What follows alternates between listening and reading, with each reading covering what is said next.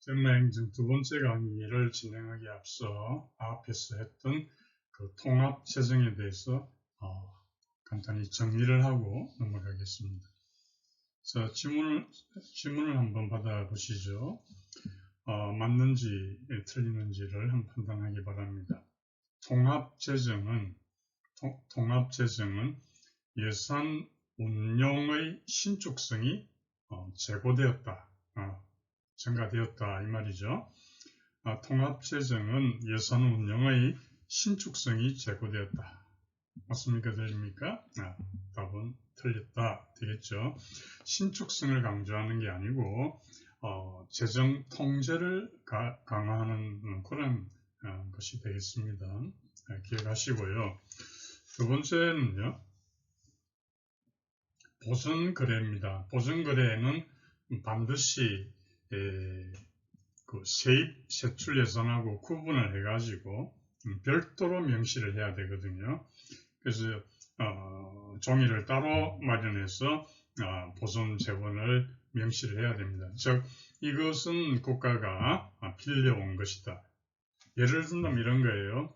어떤 국가가 이제 돈을 써야 되는데 뭐 500조가 필요하다. 그런데 세금 징수를 했더니 500조가 안 되고 뭐 좀 부족하다. 그럼 그 부족한 만큼을 빌려와야 되잖아요. 빌려와서 메꾸어야 되는 거죠. 그 말이 보전재원이라는 뜻입니다. 보전한다는 게 메꾼다는 뜻이죠. 그러니까 이 보전재원을 가지고 우리가 국가재정의 건전성을 판단할 수가 있는 거예요. 무슨 말인가 하면 만약에 보존재원이 플러스가 될 수도 있고 마이너스가 될 수도 있는데 플러스가 되면은 이것은 뭐예요? 보존재원이 플러스다. 이 말은 빌린 돈이 플러스다. 다시 말하면 적자를 차입금이나 혹은 국채로 보존했다. 이런 의미가 된다는 것이죠. 이 두 가지가 있고요. 마지막 세 번째 보면은 참고로 이제 정리해 둘 필요가 있는 게 총 지출에 있어서 앞 시간에 강의해 드렸던 통합 재정하고 총 지출 규모의 차이를 숙지를 하셔야 됩니다. 통합 재정은 순계의 개념이고 총 지출 규모는 총계의 개념이다. 그래서 통합 재정은 순계니까 경상 지출 플러스 자본 지출 플러스 다음에 순융자가 됩니다. 순융자라는 것은 융자 지출 마이너스 융자 수입이 되는 거예요. 여기 비해서 총 지출 규모는 순계 개념이 아니고 총계 개념이 되겠죠. 그래서 이것은 경상 지출 플러스 자본 지출 플러스 융자 지출 이렇게 됩니다. 그래서 이 두 가지 차이가 있다는 거 기억하시기 바랍니다. 자, 오늘 이어서 예산 제도에 대한 설명을 진행하겠습니다. 교재 383페이지를 보겠습니다. 예산 제도 지향 설명인데요. 우선 예산을 형식적으로 보면 몇 가지로 구분할 수가 있습니다. 예산 총칙이 먼저 들어가고요. 그리고 세입 세출 예산, 개속비, 명시 이월비, 그리고 국고 채무 부담 행위 이렇게 구성되어 있는 게 형식적인 그 예산입니다. 간단히 보면요, 그 예산 총칙이라고 하는 것은 그 나머지에 대한 총괄적 규정이라고 할 수 있고요.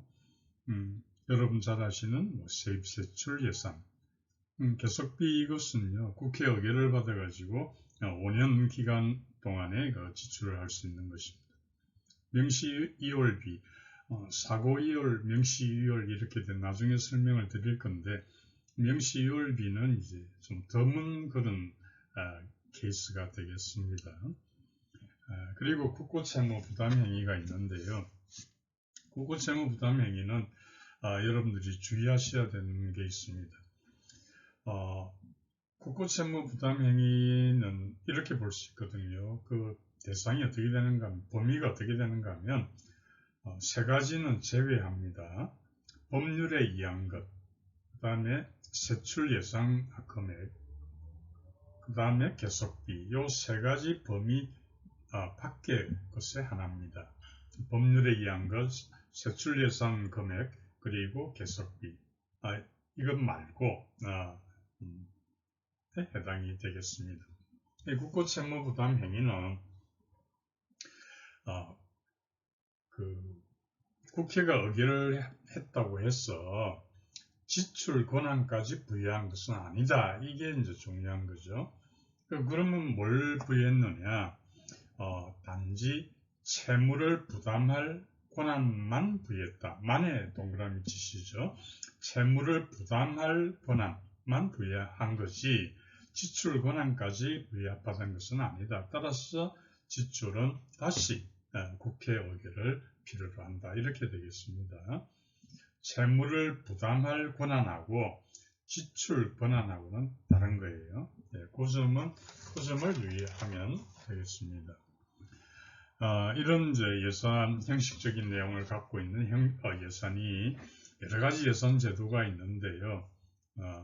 그 중에 먼저 예산 제도 지향에 대해서 먼저 봅니다. 화면에 있는 통제 지향, 관리 지향, 기획 지향 이렇게 진행되었거든요. 감축 지향, 참여 지향입니다.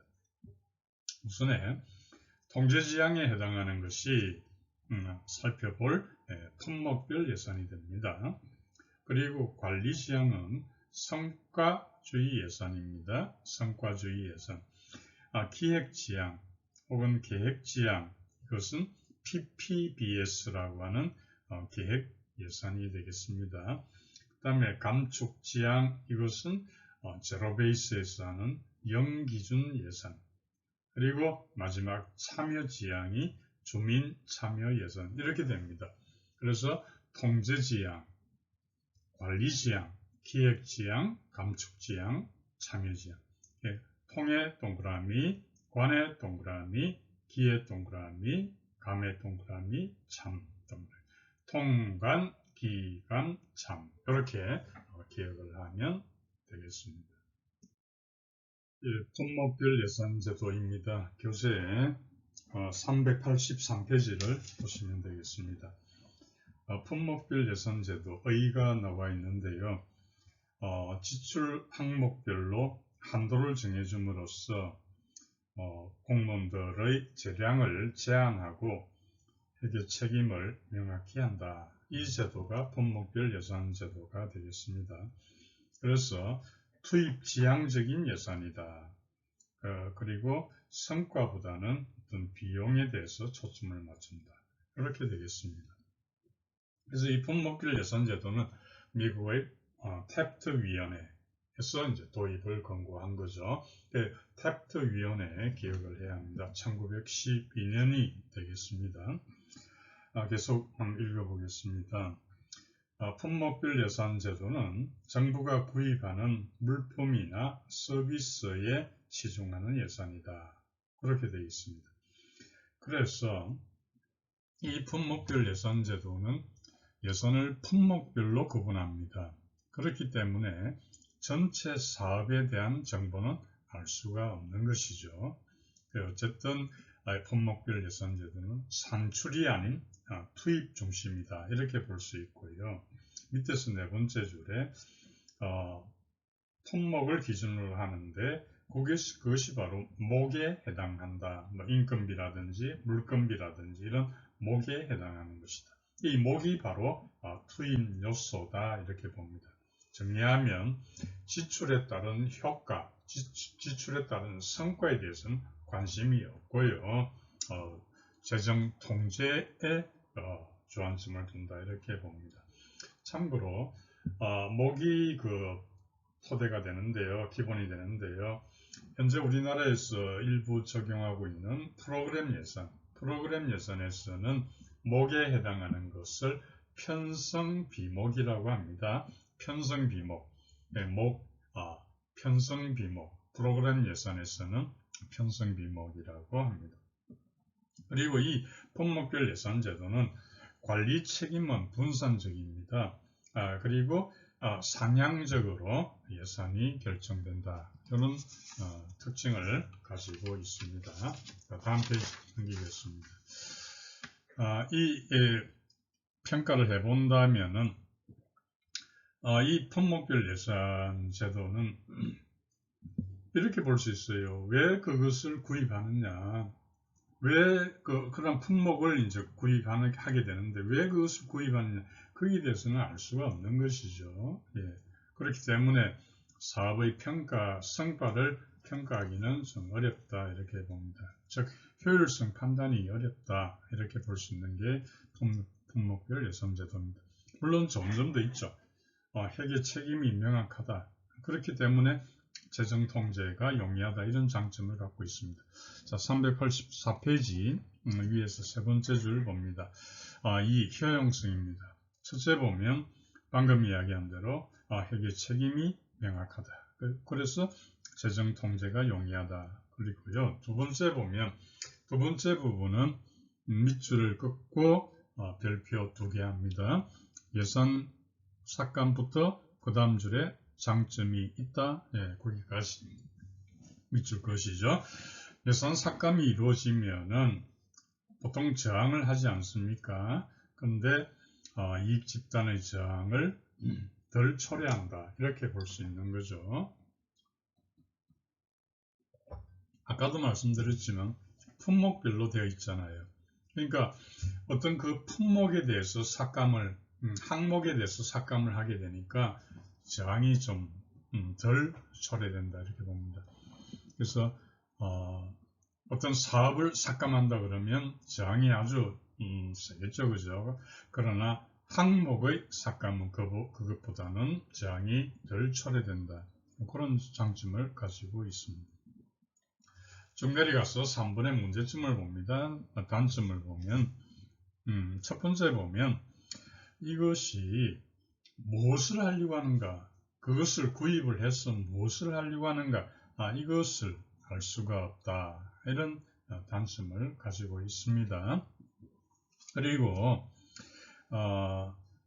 밑에서 세 번째 줄에 보면 넷째, 지출의 전체적인 성과를 알 수 없다. 그런 단점을 가지고 있습니다.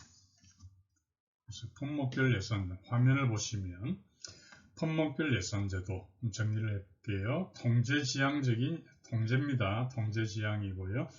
탭트위원회에서 도입을 권했다는 거고요. 모기 기본 단위라는 거고, 그리고 예산에 관한 의사결정이 점정주의적인 그런 결정이 상향적이다라는 이야기 했죠. 그리고 지출에 따른 효과성과 관심이 없다는 것. 장단점을 보면 장점은 예산 통제가 용이하다. 그래서 행정부에 대한 그 의회 권한이 강화된다. 이런 장점이 있고, 단점을 보면 무슨 일을 하려는 것인지에 대한 정보가 부족하다. 이렇게 정리할 수 있겠습니다. 세 번째 이제 성과주의 예산 제도가 되겠습니다. 385페이지를 보시면요. 맨 첫 번째 줄에 성과주의 예산, 이것은 정부가 무엇을 하는지에 대한 대답이다. 그래서 앞에서 우리가 봤던 품목별 예산 제도는 정부가 무엇을 하는지에 대해서 설명을 하지 못하는 거죠. 네, 그런 걸 좀 극복하기 위해서 이 제도가 만들어지게 됩니다. 선거주의 예산은 2차 대전 후에요. 미국 정부가 구조조정 작업을 진행을 합니다. 그 구조조정 작업을 진행하면서 추진했던 게 이 성과주의 예산 제도가 되겠습니다.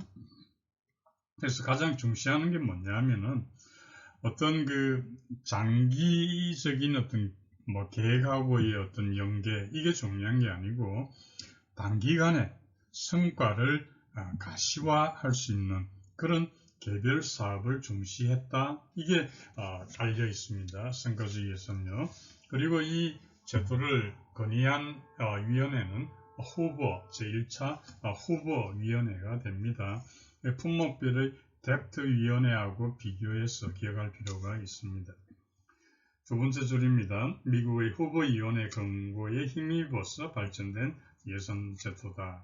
그래서 두 번째 파라그라프입니다. 그러나 선거주의 예산에서는 무엇을 구매하는가, 이게 품목별처럼 그렇게 중요한 게 아니고 예산을 들여서 무엇을 하는지에 대한 정보 제공이다. 이게 필요하다. 이렇게 보는 방식이 되겠습니다. 그래서 그 밑에 표가 있죠. 9-1 보면 성과주의 예산 편성의 예입니다. 비상 출동, 아파트 화재 시 출동, 출동 횟수, 단가 이렇게 되는 거예요. 그래서 이것은 뭐냐 하면은 예산을 단위 원가 곱하기 사업량 이꼴 예산액 이렇게 보는 것입니다. 단위 원가 곱하기 사업량 이꼴 예산액이다. 그리고 이 성과주의 예산은 예산을 전략하는데 주안점을 두는 게 아니고 성과에 더 관심을 가지고 있는 그런 제도다 이렇게 볼 수 있습니다. 자, 이번에 밑에서 8번째 줄에 운영 방식을 보면요. 방금 설명했던 대로 단위 원가 곱하기 사업량 예산액이 되겠습니다. 자, 다음 페이지 넘기겠습니다. 3번에 이제 효용성이 나오는데요. 성과주의 예산은 사업을 관리하는 데 매우 효과적이다 이렇게 보고요. 그래서 성과주의 예산 S는 세 번째 줄입니다. 금년도에 어느 분야의 사업에 중점이냐 알 수가 있다는 것이죠. 그런 한계도 있는데요. 그 한계를 보면 첫째가 행정부에 대한 입법 통제가 곤란하다 이런 내용이죠. 이 말은 품목별 예산 제도는 입법부가 행정부를 통제하기가 용이했다 이렇게 보는 것인데요. 그런데 이거 성과주의 예산 제도는 그렇지가 못하다라는 거고요. 쭉 내려와서 네 번째 보면은 단위 원가 산출을 해야 되는데 이게 쉽지 않다는 것이죠. 그래서 이거는 뭐냐면은 주된 이유는 부서 간의 공통 경비가 있어서 그렇습니다. 그렇기 때문에 단위 원가 산출이 어렵다. 그럼 다섯 번째 보면은 다섯 번째 거기에 밑줄을 쭉 그으시고 별표 2개 하시죠. 이 내용은 뭐냐면은 자, 먼저 교재를 보면요. 사업 단위에서 선정한 성과 목표가 대부분 중간 목표이지 최종 산출물이 아니다. 이런 이제 한계인데 이게 무슨 말인가 하면요. 성과주의 예산에서는 그 평가 대상의 그 업무 단위가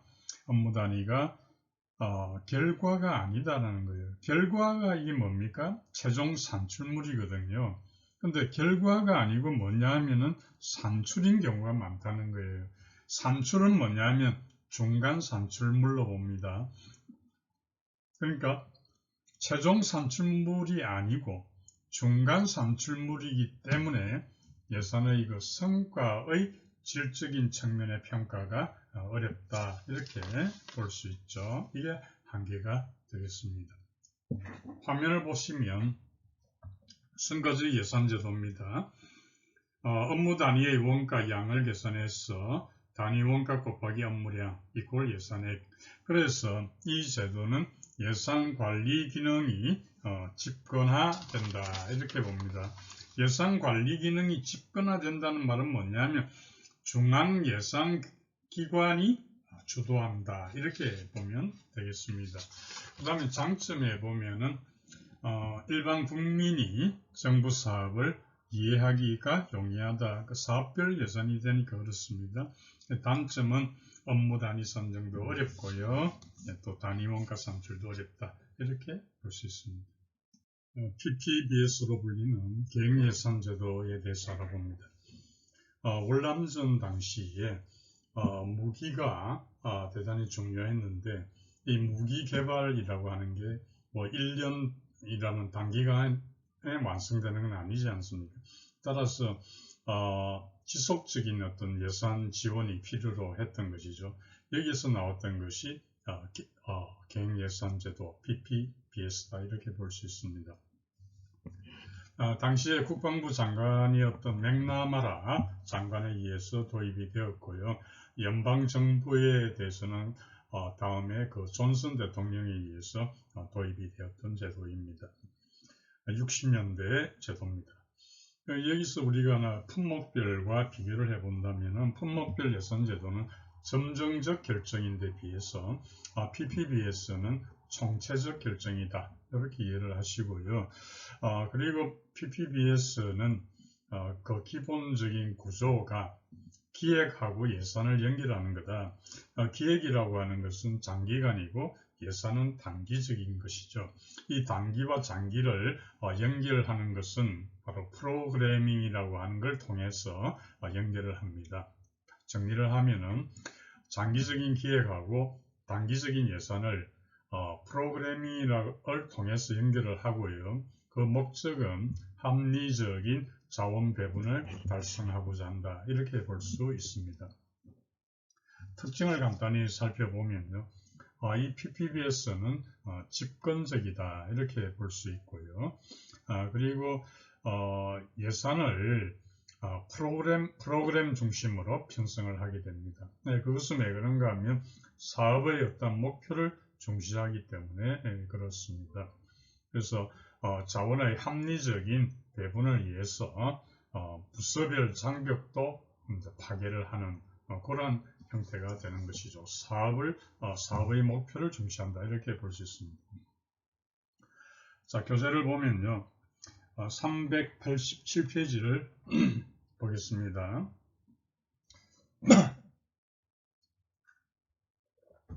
중간 정도에 보시면 계획예산 제도는 있죠. 그 다음 줄까지 합리성을 도모하려는 예산제도이다. 이걸 좀 더 밑줄을 그으시고 별표 2개를 하겠습니다.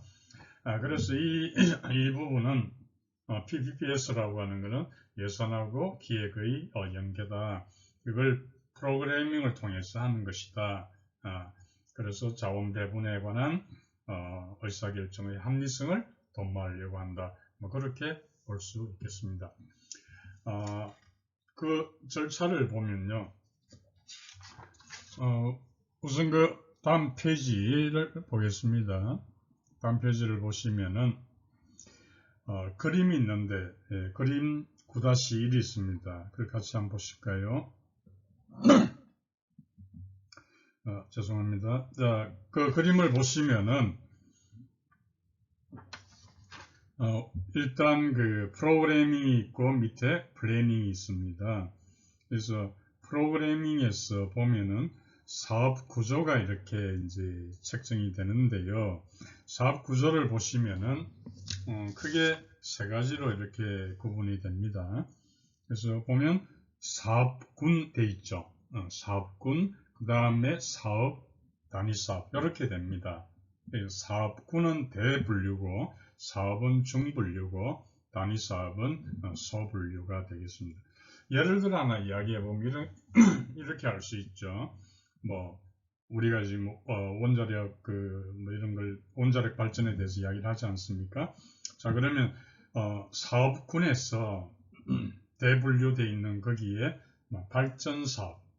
발전사업을 넣을 수 있고요. 그 다음에 사업, 중위분류로서 사업을 원자력 발전 이렇게 한다면 그 다음에 있는 단위사업 있잖아요. 그러니까 이거는 용지를 매수한다든지 철거 보상을 한다든지 이런 각각의 사업을 단위사업이라고 할 수 있겠습니다.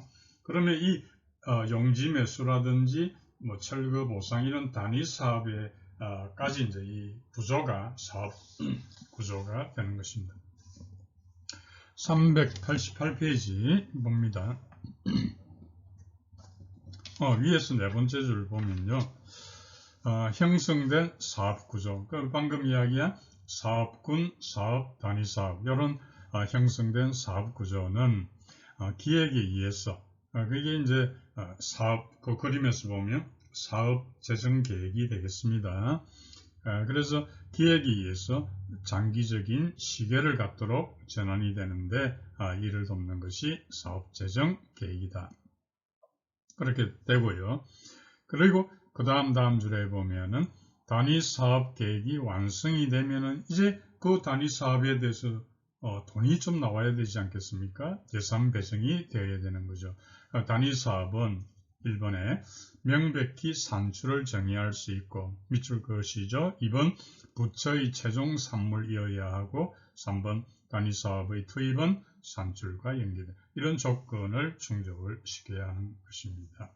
그래서 그 그림을 잘 이해를 하셔야 되는데 오른쪽에 그 그림 세 가지 파트입니다. 프로그래밍, 그 다음에 플래닝, 그 다음에 오른쪽에 보이죠? 파란 색깔 버지팅, 예산 요 세 가지로 되는 거고요. 다시 한번 정리하면 사업 구조에는 사업군, 사업, 단위 사업이고 이런 그 가장 효율적인 대안을 찾아내는 그 과정에 적용하는 것이 BC 분석, 중간에 있죠? 비용 편익 분석을 하게 됩니다. 그 비용 편익 분석을 통해서 무엇이 어떤 대안이 가장 효율적인가를 파악해내는 것이죠. 그러면 단위 사업이 만들어지면 선정이 되면 거기에 대해서 버지팅, 예산 지원이 된다. 그래서 그 밑에 단위 사업별로 사업비, 지원비 등을 배정한다. 그래서 예산이 투입되는 것이다. 그래서 세 가지로 구성되어 있다. 이렇게 설명드릴 수 있겠습니다. 우선 그리고 이제 평가를 한번 해보도록 하면요. 우선 장점을 보겠습니다. 장점은 첫 번째가 장기적 사업계획의 신뢰성을 둘 수 있습니다. 왜냐하면 이전에는 단년도 이렇게 되니까 좀 어떤 신뢰성에서 떨어졌죠. 그러나 이 계획예산 제도는 장기적인 사업의 효과가 나올 수 있도록 그렇게 예산을 뒷받침하고 있으니까 신뢰성에서 신뢰도가 높다 이렇게 봅니다. 단점으로 보면 바로 집권화가 지나치다 이렇게 됩니다. 방금도 이야기했지만 BC 분석, 즉 비용 편익 분석 이런 것들이 어떻습니까? 국회의원들은 알 수가 전문적인 그런 지식이 부족하지 않습니까? 그러면 비용 편익 분석 같은 것은 전문가들에게 집중이 되고 이게 다 집권화가 되니까 입법부에서 행정부를 통제하기가 어렵게 되는 것이다. 이런 단점을 가지고 있습니다. 그리고 이 구조를 보시면 경제적인 어떤 분석이 강하다 이런 걸 느끼시죠. 따라서 이것은 단점으로서 예산이 갖고 있는 정치적인 성격을 무시했다 이런 단점도 가지고 있습니다.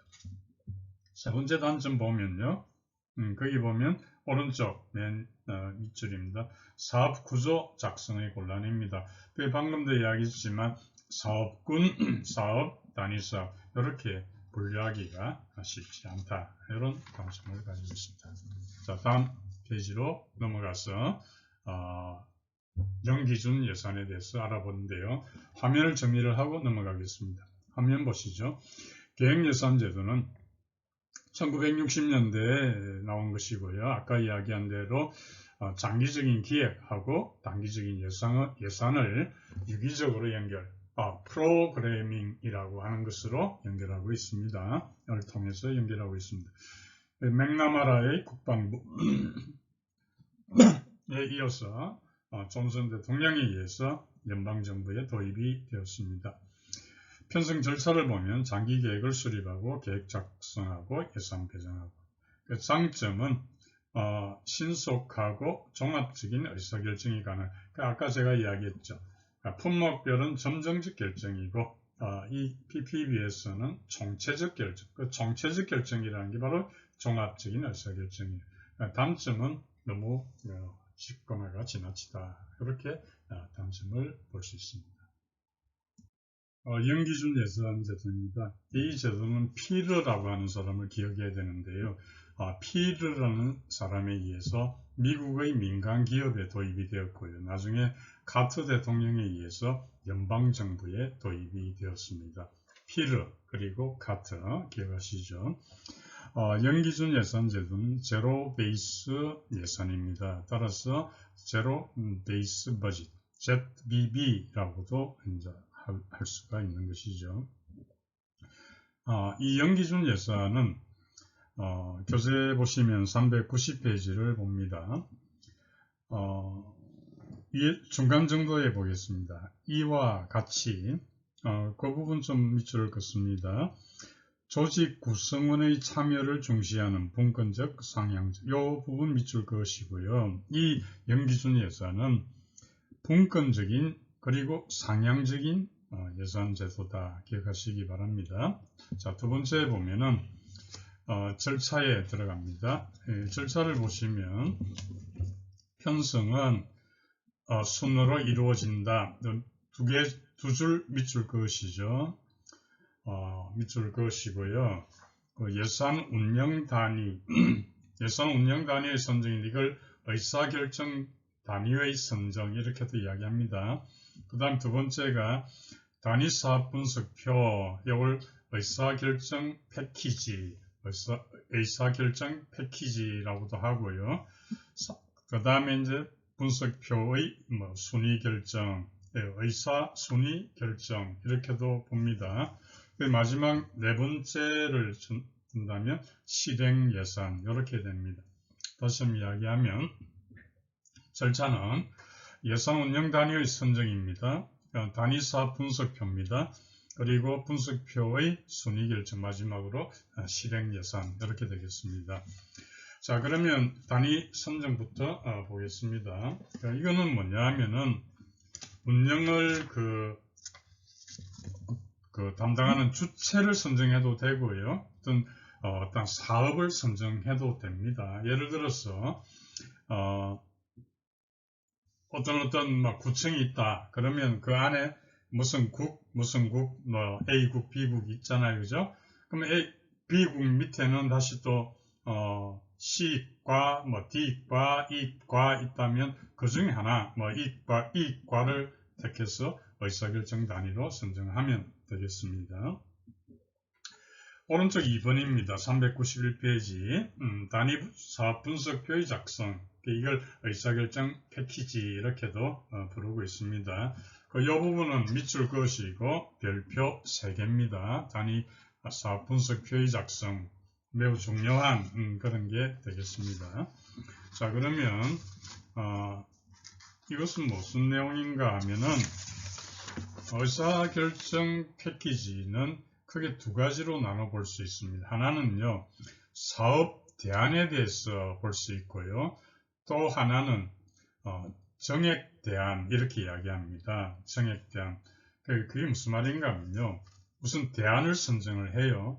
대안을 선정하면은 그 다음에 해야 될 것은 예산을 투입하는 수준을 검토해야 되는 거예요. 많이 예산을 투입할 건가 그렇지 않은가. 그래서 요약하면 첫 번째는 사업 대안이고요. 두 번째는 정액, 액수를 늘리는 정액 대안, 이 두 가지로 구분할 수 있습니다. 그러면 우리가 하나 예를 들어서 살펴보면은 어떤 대안이 있다라고 합시다. 그러면 A 대안, B 대안, C 대안 이렇게 있다고 한다면 그 중에 어느 걸 선택하느냐, 또 가 대안, 나 대안, 다 대안이 있다라고 했을 때 어느 대안을 선택하느냐. 그럼 우리는 그냥 A 대안을 선택하고 또 가나다 중에는 가 대안을 선택한다고 합시다. 그러면 이렇게 하시죠. 사업 대안 A, B, C 해놓고 A에 동그라미 치시고 가, 나, 다 해서 가에 동그라미를 치겠습니다. 그래서 A 대안 선택하고 가 대안 선택했다는 거예요. 그래서 여기서 이제 우리가 알아보는 게 뭐냐면 예산이 무한정이 아니잖아요. 그죠? 한정된 예산 가지고 그 중에서 할 수 있는 걸 찾자는 거예요. 자, 두 번째 봅니다. 정액 대안이죠. 그러니까 정액 대안. 그럼 정액 대안에 A 대안을 일단 선택을 했는데요. 정액 수준이 있을 거 아닙니까? 그 수준은 세 가지가 있어요. 최저 수준, 현행 수준, 정액 수준. 요 세 가지로 나뉩니다.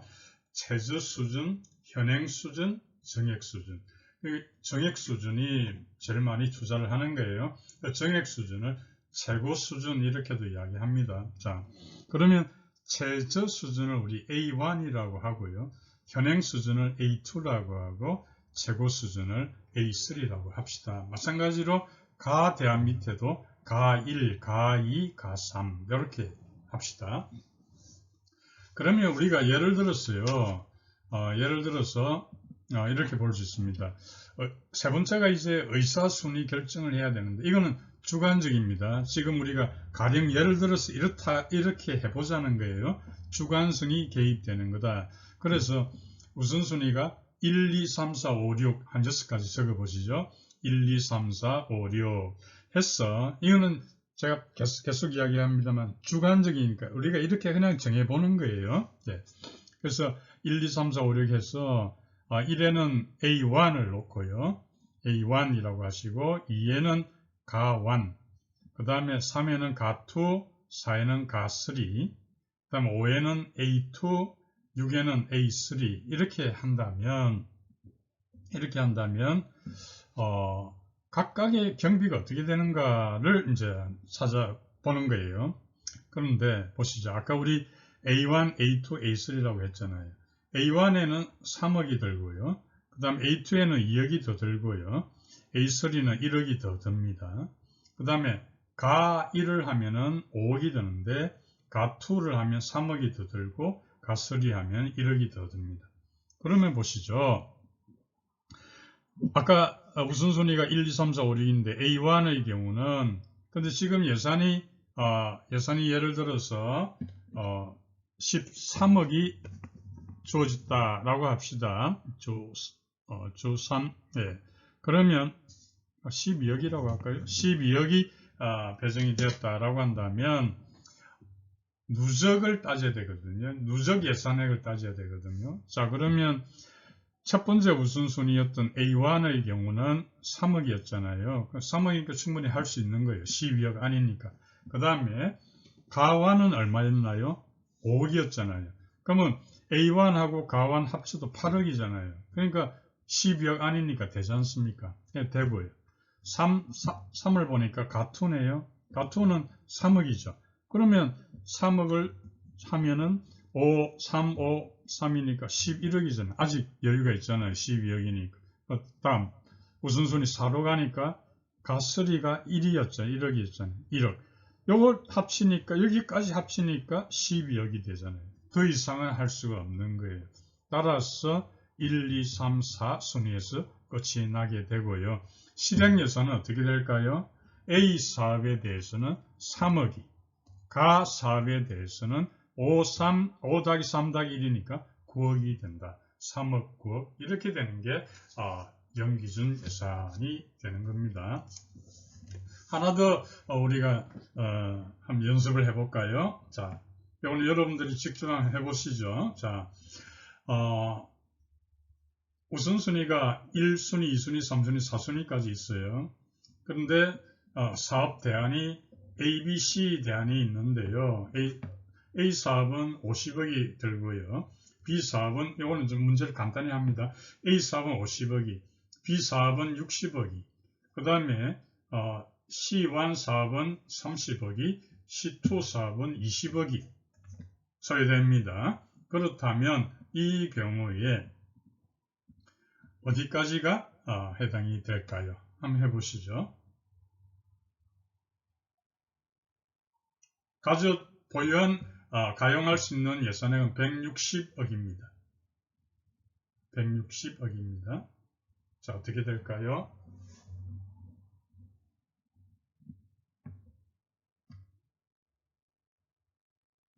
자, 같이 해볼게요. 누적액을 봐야 되죠. A 사업은 50억. 그 다음에 B 사업은 60억이니까 두 개를 더하면 110억이 되죠. C1을 더하면은 140억이 되죠. C2 하면 20억이 160억이 되죠. 우리 아까 예산은 확보된 게 160억이니까 A 사업도 할 수 있고 B 사업 할 수 있고 C1 사업, C1이라고 하는 것이 최저 수준의 C 사업이죠. 다음 C2가 현행 수준의 사업이죠. 까지 감당해낼 수가 있다. 이렇게 판단하면 되는 거죠. 그래서 실제 공무원 시험에 좀 어렵게 출제가 되면은 이런 수치를 주고 여러분들한테 물어보는 그런 문제가 출제되기도 했고 앞으로도 출제될 수가 있습니다. 그 잘 정리를 해서 숙지를 하시기 바랍니다. 그 내용을 이제 교재를 통해서 보면요. 391페이지, 자, 이번에 단위사 분석표의 작성해서 제가 설명드린 내용이고요. 두 번째 파라그раф에 목표 달성을 위한 수단의 개발, 그 대안의 개발이고요. 그 대안을 지원할 수준, 그래서 최소, 현행, 정액 수준으로 구분한다. 이렇게 설명했습니다. 그 다음 3번 보면 순위결정, 우선순위결정이죠. 맨 밑에 줄에 가용 예산이 정해지면 그 예산 범위 안에서 사업이 선정이 된다. 이해되시죠? 다음 페이지 넘기겠습니다. 연기준 예산 제도의 그 공가에 대해서 살펴보면요. 우선 이 연기준 예산 제도는 예산 정대를 억제할 수가 있습니다. 그래서 기존의 사업이라고 해서 무조건 인정하는 게, 당연히 인정하는 게 아니니까요. 불필요한 지출을 억제할 수가 있습니다. 두 번째가 감축 관리가 가능해진다. 그래서 여러 기능, 인력 을 의도적으로 축소해 나갈 수 있기 때문에 감축 관리가 용이하다. 이렇게 볼 수 있습니다. 셋째 보면 구성원의 참여 촉진, 거기 표시하죠. 참여 촉진입니다. 왜냐하면 구성원들이 들어서 아까 말한 단위사업 분석표도 작성하고 우선순위 결정에도 구성원이 참여하기 때문에 그렇습니다. 자, 이제 단점을 보시면 그러니까 여기 구성원이 참여를 한다는 게 상향적이란 말이에요. 자, 제가 하나 물어보겠습니다. PPB에서는 하향적입니까? 상향적입니까? PPB에서는 하향적입니다. PPB에서는 또 집권적입니다. 여기에 비해서 이 연기준은 상향적입니다. 그리고 분권적이다. 이렇게 됩니다. 그 분권적인 이유는 뭐냐면 개별 부서에서 우선순위 혹은 지출 규모 이런 것들을 스스로 결정하기 때문에 그렇습니다. 자, 이제 연기준 예산제도의 단점을 보면요. 우선 단점은 첫째가 시간이나 노력이 너무 많이 든다는 것이죠. 너무 복잡하고 그래서 이런 낭비를 초래할 수가 있다. 두 번째가 새로운 사업의 제안이 곤란해진다. 그래서 그것은 왜냐하면은 연기준 예산을 운영을 하면은 아까 세 가지 기준이 있었잖아요. 최소, 현행, 정액 중에서 최소 수준의 대안에 관심을 집중한다. 그렇게 되어야 왜 그렇게 되는가 하면 최소 수준은 우선순위가 높아지게 되기 때문이죠. 돈이 많이 드는 것은 더 좀 채택되기 어렵지 않겠습니까? 예, 그래서 사업의 목적보다 값싼 대안에 강조가 주어진다. 그래서 새로운 대안에 관심은 떨어진다. 그런 내용을 이야기할 수 있습니다. 자, 화면을 보시면 연기준 예산제도입니다. 1번의 카터, 두 번째 절차, 예, 그렇습니다. 장점은 재정 운영의 경직성을 타파할 수가 있다.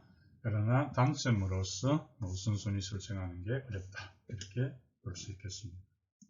자본예산제도 들어가기 전에 연기준 예산제도 지문 하나 같이 해보겠습니다. 아래 지문이 맞을까요? 들릴까요? 연기준 예산제도는 합리주의를 지향하므로 정치적, 비경제적, 심리적 요인을 고려하지 못한다. 심리적 요인을 고려하지 못한다. 답은 맞습니다. 예, 그런 연기준의 특성이 되겠습니다. 자, 자본예산제도 설명드립니다. 자본예산제도는 스웨덴에서 개발된 예산이다. 그래서 세입과 세출을 경상적 그리고 자본적 이 두 가지로 구분하고 있습니다. 왜냐하면 공무원들한테 주는 봉급하고요. 다리를 만드는 데 쓰는 돈하고는 다르지 않습니다. 성격이 다르다. 이렇게 이제 기본 생각을 가지고 있습니다. 공무원에 주는 봉급은 소비성이고 다리를 놓는 것은 투자성이다. 다르기 때문에 각기 달리 지급을 해야 된다. 이렇게 보는 겁니다. 그래서 경상비는 경상 수입으로 충당을 하고요.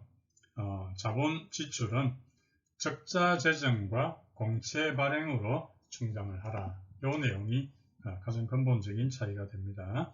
다시 이야기하면요. 경상 지출은 경상 수입으로 충당하고요. 그 다음에 자본 지출은 적자 재정하고 공채 발행으로 충당하라. 이런 내용입니다. 자, 2번 의를 보겠습니다. 방금 말씀드린 대로 세 번째 줄입니다. 경상 지출은 경상 수입으로 충당해서 균형을 이루고 자본 지출의 재원은 적자 재정과 공채 발행으로 충당하라. 여기 적자 재정이라고 하는 것은 무슨 말인가 하면 적자 재정이라고 하는 데서 알 수 있듯이 이것은 연차적 균형 예산이 아니고요. 순환적 균형 예산을 채택하고 있다는 걸 알 수가 있습니다. 그래서 이 말은 1년 단위가 아니고요. 경기 순환 기간을 단위로 해서 장기적인 시각에서 균형을 보고 있다. 이렇게 이해를 하시면 되겠습니다. 그리고 이 자본예산 제도에 대한 평가로 넘어갑니다. 다음 394페이지에 보시면 장점이 있는데요. 장점에 두 번째, 둘째라고 되어 있죠. 보시죠. 이게 큰 장점인데요. 세대 간 부담의 공평을 기할 수 있게 해준다. 이게 이제 뭐냐면 지하철이 만약에 완공이 되었다면 완공 후 이용하는 것은 미래 세대가 하지 않습니까?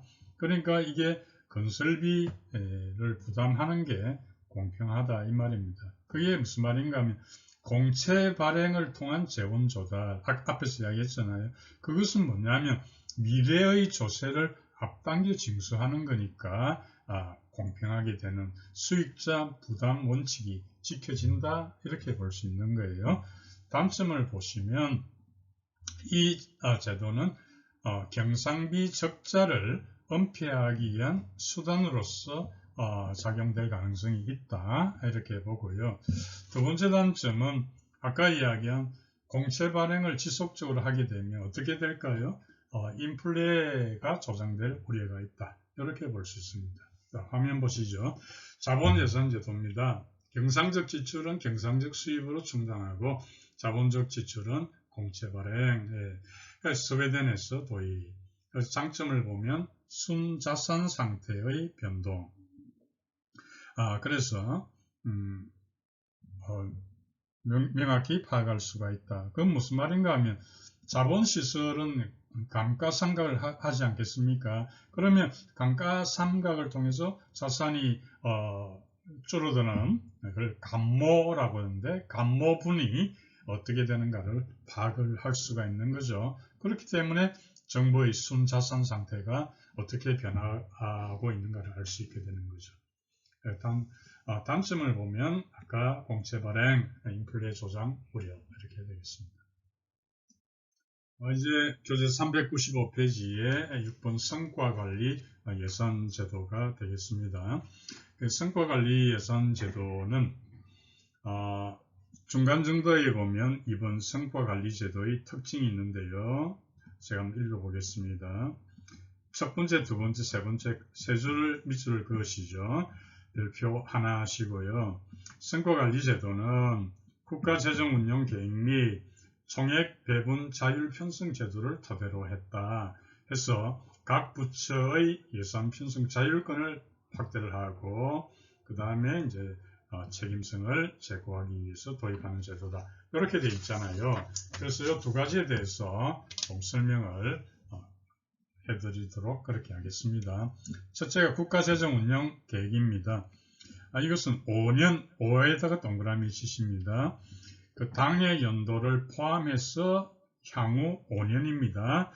그걸 예를 들어서 2018년에서 2022년 국가재정운용계획이라고 한다면 2018년도에 작성을 하되 2022년까지 포함하는 계획이 되겠습니다. 그래서 국가재정법 제7조에 보시면 매년 그 회계년도로부터 5회계년도 이상의 기간에 대해서 이제 하는데요. 회계년도 개시 120일 전까지 국회 제출해야, 즉 120일 동그라미 치십니다. 국가재정운영계획에는 여러가지 사항이 포함되는데 그 중에 꼭 기억하셔야 될 것은 중기 재정 전망 및 근거가 들어가야 됩니다. 중기 재정 전망 및 근거가 들어가야 되고요. 그 다음에 통합재정 수지가 들어가야 됩니다. 통합재정 수지가 들어가야 됩니다. 거기에도 여러 가지가 있습니다만 그런 것들이 들어가야 되고요.